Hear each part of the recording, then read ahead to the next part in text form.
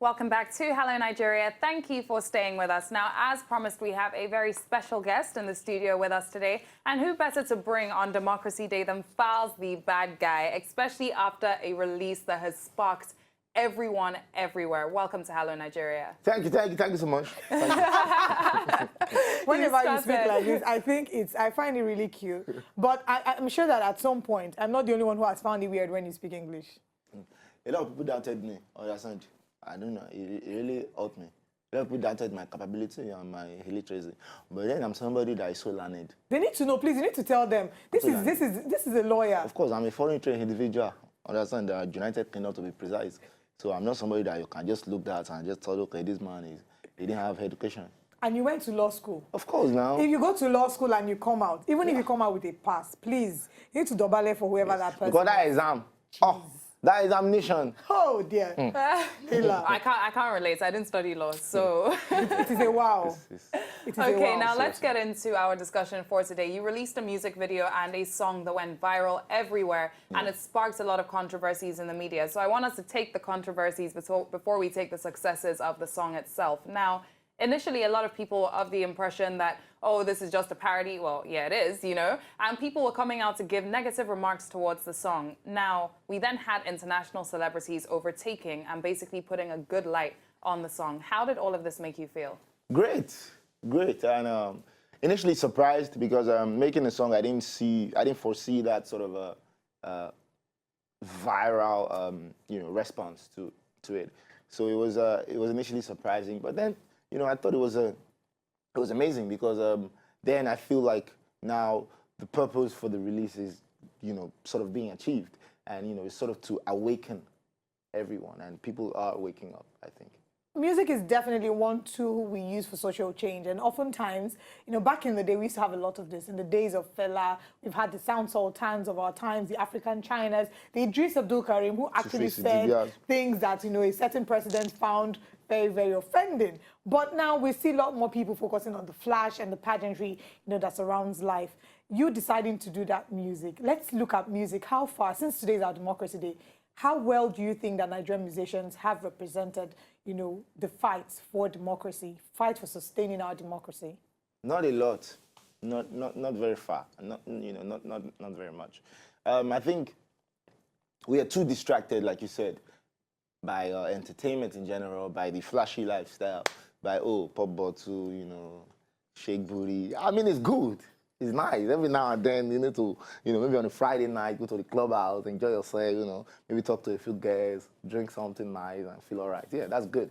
But, we need to pause and think and look at our social space, look at our political space and say, come, we have the voice as artists and we need to use that voice for the right purpose. We need to speak the truth. We need to wake people up because everybody, and we were just talking about this literally just outside now.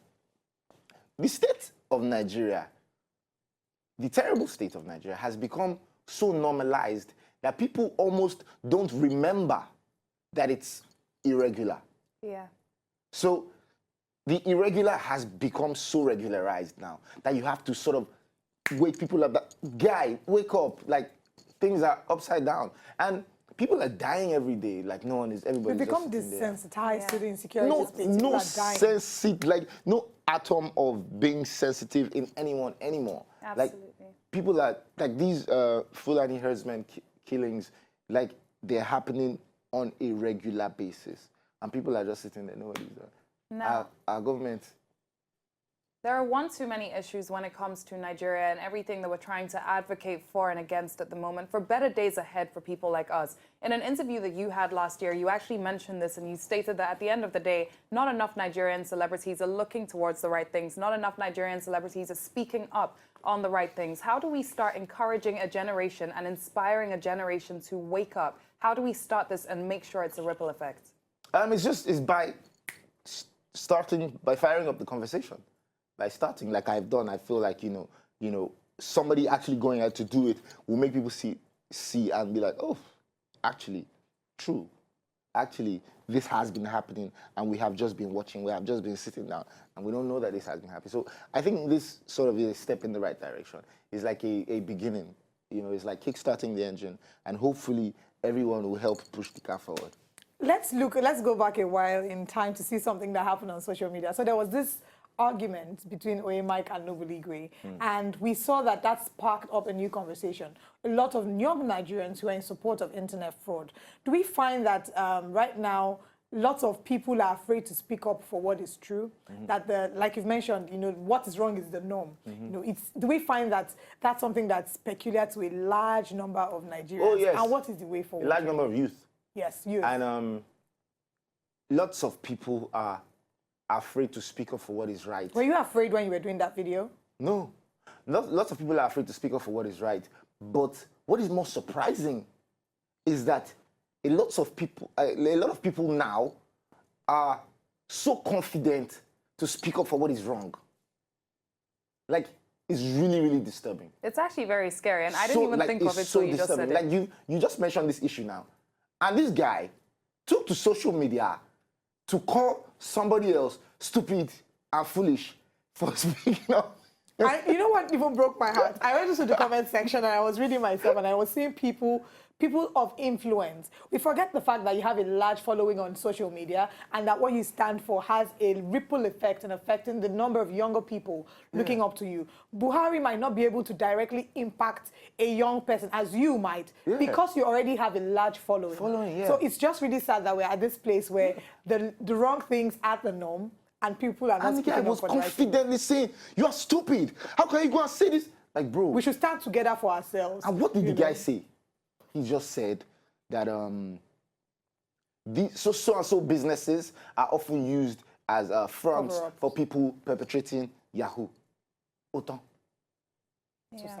Now, I'm going to be very honest with you. I actually wrote a 7-page report on your song because I felt like there were so many details in there that we cannot miss out on. One of them that was very important to me was the value for life, and I believe that you depicted that very clearly when you stepped over a dead body and you continued going. Now, there were 3 words in that song that really stuck out, and they really did have an impact on me, and that was everybody be criminal. Because at the end of the day, as it is right now, whether you're innocent, whether you're guilty, everybody be criminal. What advice can we give to young people in terms of staying safe and putting yourself in a position where you are not a criminal, you are not going to be labeled a criminal because you are looking out for yourself? Yeah, thank you very much. I think what we need to develop and what we need to build, what we need to fire up in ourselves is a selfless spirit.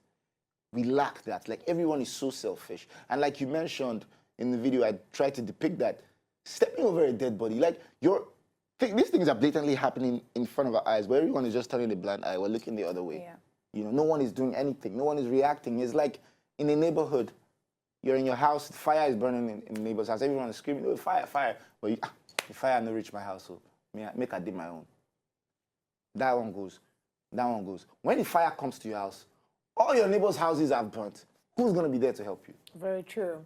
There's a famous quote that says, do not ask what your government can do for you, but ask what you can do for your government. Now, this is something that Falz, the bad guy, has depicted as he stood up to speak for some of the ills plaguing our society. We'll take a look at the video.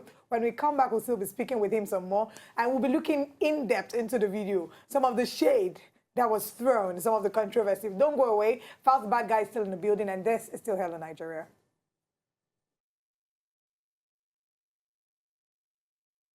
The law of God is against our constitution.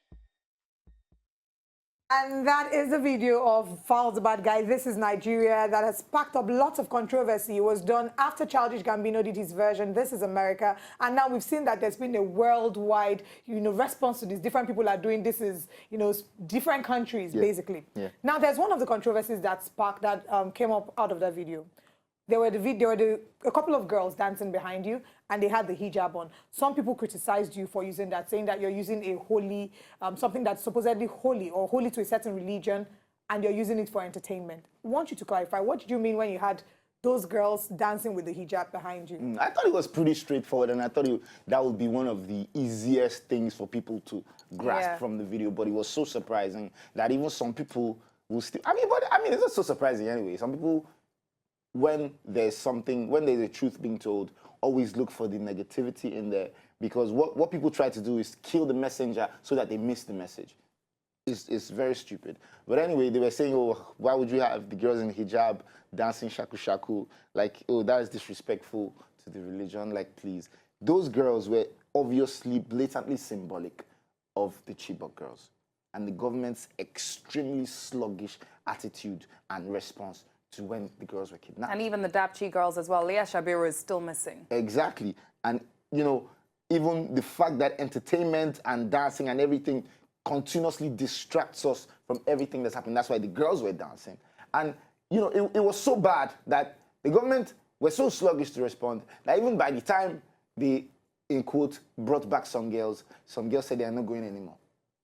Like, that just shows how much time had passed and, like, how much disregard, you know, was had for the lives of those girls and really is for the lives of Nigerians in general by our government. And it's really, really disturbing. Now, let's also speak about the way in which you depicted police brutality in the video. Now, we all know the controversies around SARS that have been in the media, especially this year in particular. We've seen a lot of stories and it's quite scary and quite frightening. I know that one thing I've told myself is I don't want to go anywhere without my ID. And a lot of people have been feeling the exact same way. Why was it important for you to show this in this video? Because this is a very realistic side to Nigeria right now. Yeah, I think it was very important to point that out because now, more than ever, the harassment is ridiculous. The state anti-robbery squad, as they, or is it special anti-robbery squad or whatever, as they're called, actually special harassment squad.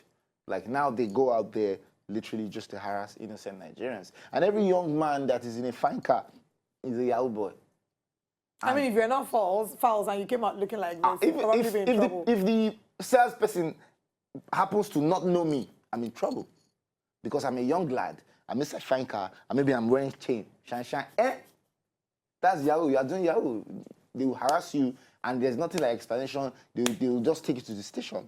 The harassment is really crazy. And I was there the other day with on the road. We were driving somewhere and we were stopped. This was even regular police. And this is why one thing I continue to say is if I was somehow in a position of power, the first thing that I would do, and which is like blatantly a big problem, the first thing I would do is revamp the entire police force.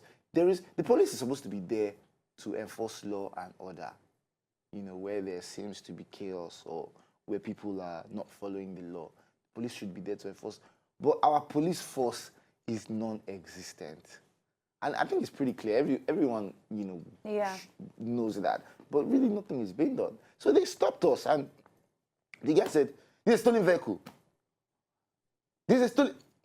I mean, and then if you can sort yourself, you know, you have some few things. Of course, that's the only way to get out of police. I think it's really very brilliant when we see people of influence coming out to speak for social change and using their voices and their platforms, such as Falz is doing. Yeah. Now, if you look back at that song, have you had a moment where you thought, oh, I should have added this and I should have added that? And if yes, what are the stories or the wrongs that you'd have added to the This Is Nigeria video? So many things have come to me, even after the release of the video, and I thought, oh, that would be nice to put, that would be nice to include, you know, but I don't want to say it because I'm still working on more stuff, you know, more records like this. And by like this, I mean socially conscious, you know, to stir up political awareness and social awareness. I'm, in fact, working on an entire project, you know, on this because I believe people really need to wake up. Well, you have shed a light on Nigeria in a way that we probably haven't seen since the days of Fela, if we're being 100% honest. And because of that, you have received several public accolades, one of them being Diddy. How did that feel? That was mad. Hey. How did you react? Puff Daddy post me on the Insta. Oh man, it was crazy. It was crazy. If you had to say something to Puff Daddy, what would you say? Uncle Dede, thank you so much. Actually, currently, I'm looking to book my flight to come and meet you today in America. Please just let me know at least where I can meet you because I just wish to meet you. But if you cannot let me know, just tell me where I can send you my account details. Just credit my account, please. Okay, that's a special message to Didi. Now, before, of course, we can't let you go without speaking about your father and his influence in your life and in your music. Your father is a lawyer and you're also a lawyer. First of all, did you decide to study law because of him? And we also heard his voice in the background sound of your music. So what would you say, how much would you say your father has influenced? Oh, and happy belated birthday to our daddy, who turned 60. Your father is our father. Yes, Oh, happy belated birthday, sir. So tell us about, did you study law because of him? And how much influence has he had on your career and your music? Because of him, yes, but not like I was forced or anything. I was largely influenced by himself and my mom. Actually, they're both lawyers and, you know, partners in the firm. So, you know, growing up, you know, in that sort of background, in that sort of family, it was almost like, you know, this is the path that this guy will follow. Even since I was in primary school, they were already calling me, lawyer. The law. Yeah, the law, you know. So, you know, naturally, I was already bound to go that way. But, I mean, he's always been completely in support of me and my passion for music. He's never at any point, you know, stood against that. And he's, of course, a big inspiration. He's an icon in the way that he champions the cause of, you know, the masses and the oppressed, in the way that he, you know, sort of advocates for human rights. He's definitely a role model to, like, everybody. All right. Yeah. Thank you so much for joining us. Thank you so much. I look forward to the time when we can actually just have you and talk about other things. But it's brilliant that we can have you to speak about politics. We definitely would love to have you again. Yeah, and then look at your life, personally, your music and your journey so far. Yeah, thanks so much. Thank you. Falz, you plan to get married? That's a very good question. That's a very good question. Probably eventually someday. I'm just waiting for direction from the Almighty. So we're waiting for direction from the Almighty Lord to find out if you're going to get married. No, to tell me when. To tell you when to get married. Okay, brilliant. Okay, we've had a fantastic show. Thank you so much for joining us. To enjoy more of these our Ogbonge videos when you just watch, press this button to subscribe on top of our YouTube page. You go love am.